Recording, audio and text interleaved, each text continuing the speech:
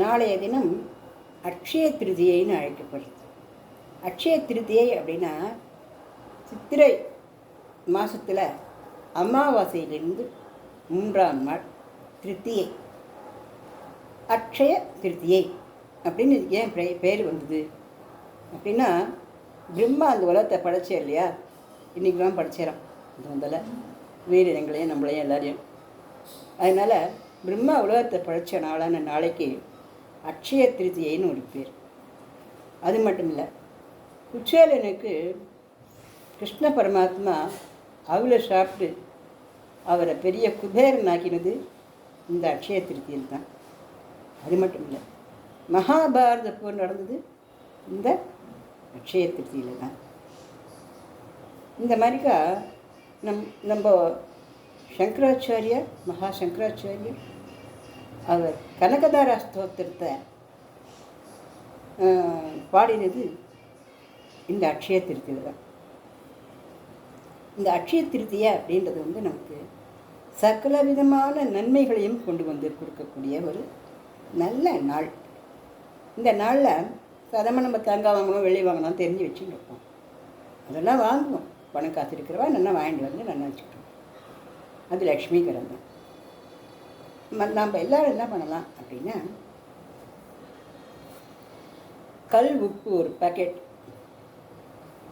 1 kilo பச்சரிசி, ஒரு 1/4 kilo குண்டு மஞ்சள் அல்லது வெள்ளை மஞ்சள் அல்லது மஞ்சப்பொடி, இதை வாழ்ந்து வந்து நாளைக்கு நம்ம வீட்டுக்குள்ளே வச்சாலே லக்ஷ்மிகரம் தான்.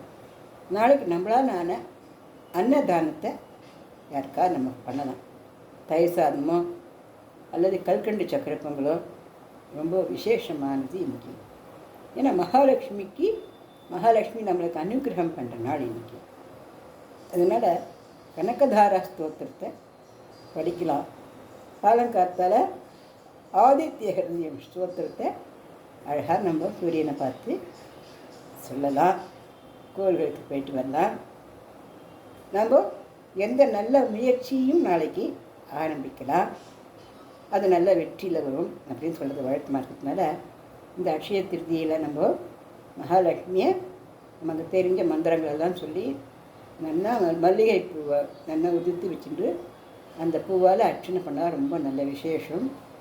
வெண்தாமரை அல்லது மல்லிகைப்பூ இந்த அந்த மகாலட்சுமி நாராயணன் படத்துக்கு சாத்தி நம்ம வெள்ளை மலர்களால் அர்ச்சனை பண்ணுறது நாளைக்கு இந்த அக்ஷய திருதியைக்கு ரொம்ப விசேஷமானது. அப்படிங்கிறதுனால எல்லோரும் இந்த அக்ஷய திருதியை இந்த மாதிரி கொண்டாடுவோம்.